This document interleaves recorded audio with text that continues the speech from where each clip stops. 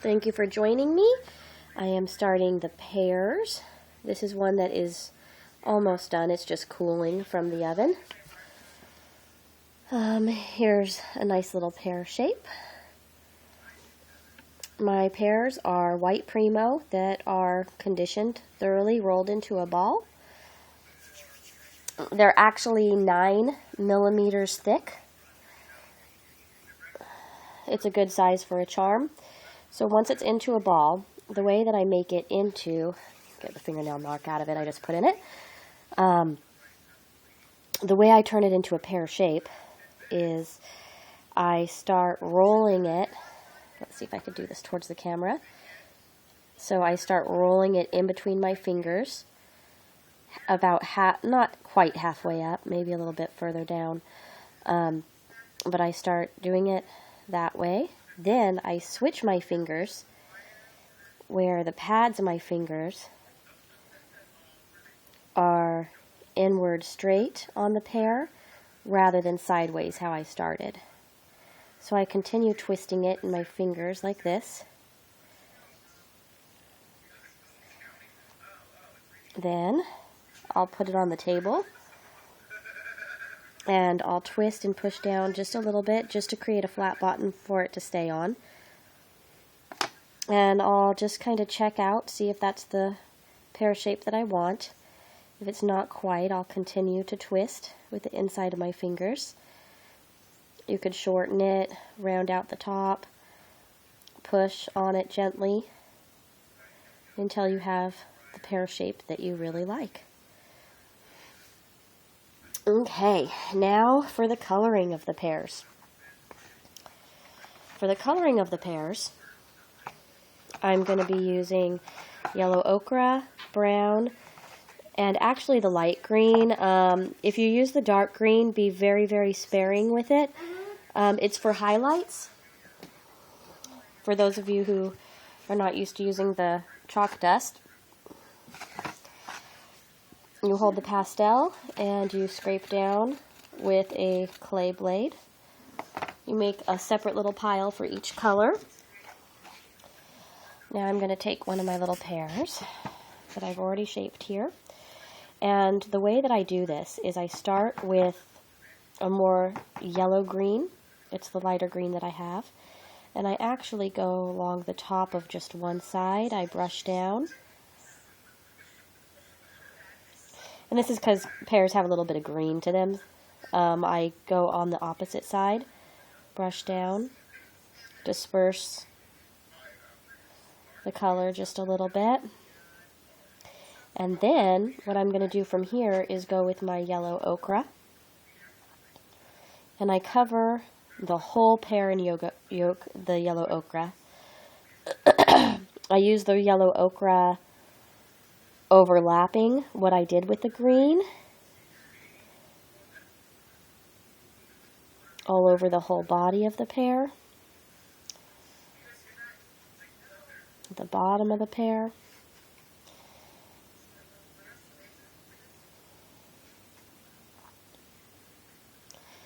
So I roll all the way around the pear, make sure to get the top.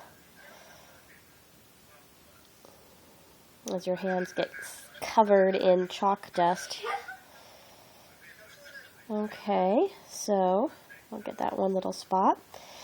You might add a little bit more green if you start losing any of the green.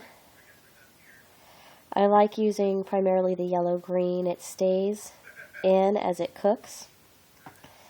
If you add the dark green, sometimes just add it as just a little bit of a shadow. So it's at the very bottom of the light color green because when it cooks, the dark green hangs on where the other ones lose a little bit of their color.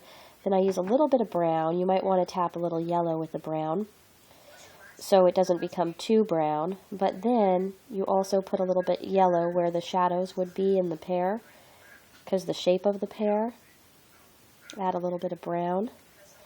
The brown also holds on a little bit more when you cook, so you don't want to have too much brown in there. But it's helpful to have a little bit.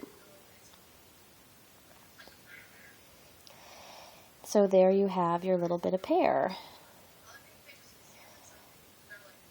And continue going around till you just think that it's a perfect pear, but a little bit more animated, just a little bit more vivid, because these will lighten up just a little bit in cooking.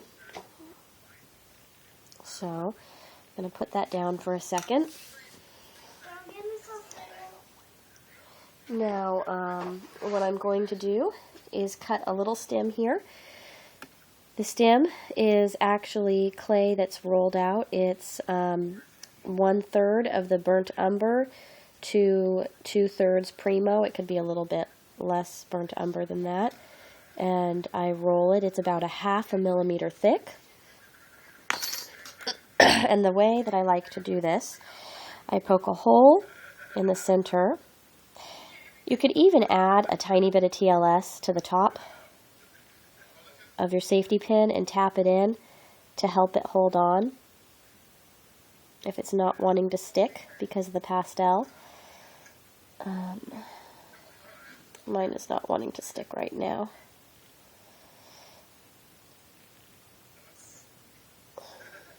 But I move it back and forth a little till I get it at the right angle, get it to stand up nicely. And there it is, standing up in our little pear. And then from here, you cook it. That is all there is to it. So that's the pear. Once you're done, if you are making it into a charm, earrings, anything like that, and these ones are bigger than scale, 12th scale. For the 12th scale, you would do pretty much the same thing. It's just a little bit smaller, but what I do is I stick a safety pin in to create a hole,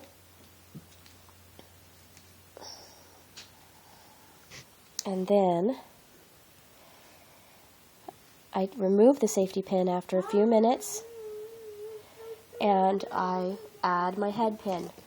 Just wait, big guy, it's going to be 1 minute. I bend the head pin, create a loop with my round nose. They're also called needle nose pliers. Create my loop. I leave the loop open and I throw an ear wire on this. This just gives me something to hold on to while I varnish it. It's a way to varnish your piece without having to have it sit on a surface and the bottom of the varnish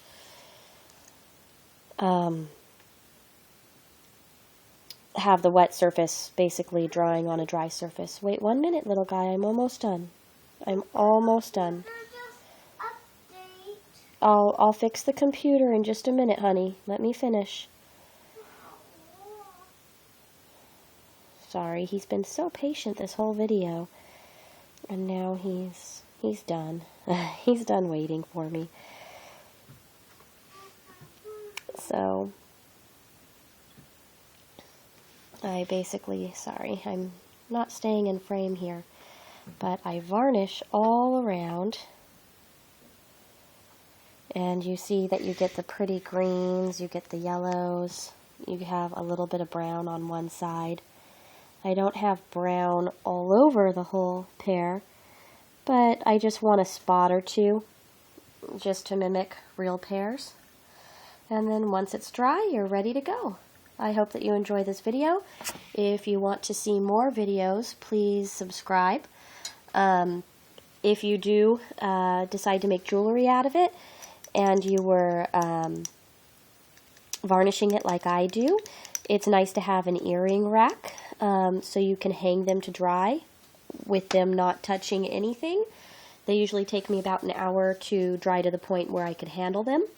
And yeah, subscribe, favorite. If you want to see more, please let me know what types of foods you would like to see. You can Google sweet and savory trinkets and find my shops. I have one on Etsy and one on Zibbit. And you can see some of the other things I do.